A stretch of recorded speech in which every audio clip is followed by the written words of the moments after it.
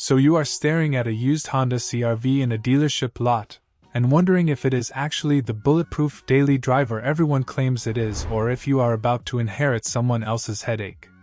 Let us get straight into the reality of owning one of these incredibly popular compact crossovers, because while they are everywhere for a reason, they are definitely not perfect. Starting with the massive positives, the biggest reason you buy a used CR-V is the legendary practicality combined with long-term dependability, especially if you look at the fourth generation built from 2012 to 2016.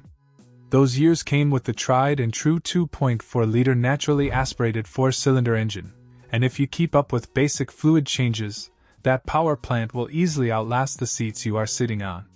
Speaking of the interior, the packaging in these vehicles is nothing short of brilliant.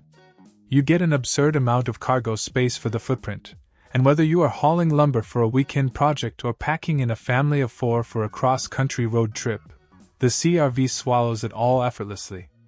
The rear doors open almost 90 degrees, which is a massive win if you are wrestling a toddler into a car seat, and the low-load floor at the back means your dog can jump in without needing a ramp. Fuel economy is another huge plus, routinely hitting the high 20s or even low 30s in mpg on the highway depending on whether you have the front-wheel drive or the Real Time AWD drive system.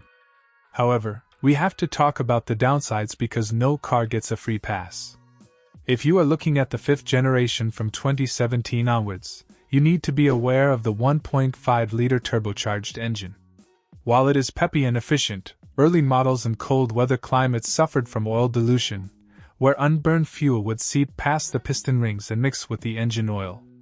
Honda released software updates to help the engine warm up faster, but if you are doing short trips in freezing temperatures, it is something you absolutely must monitor by checking your dipstick regularly and smelling for gas.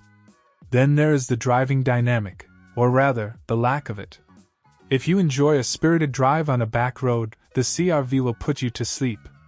The continuously variable transmission, or CVT, is tuned purely for fuel efficiency, meaning when you put your foot down to merge onto the highway, you get a loud droning noise as the engine holds a high RPM rather than the satisfying shift of a traditional automatic.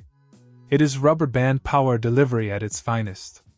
Also, Honda has historically struggled with sound deadening, so at highway speeds, you are going to hear plenty of wind and tire noise creeping into the cabin, which gets exhausting on longer journeys.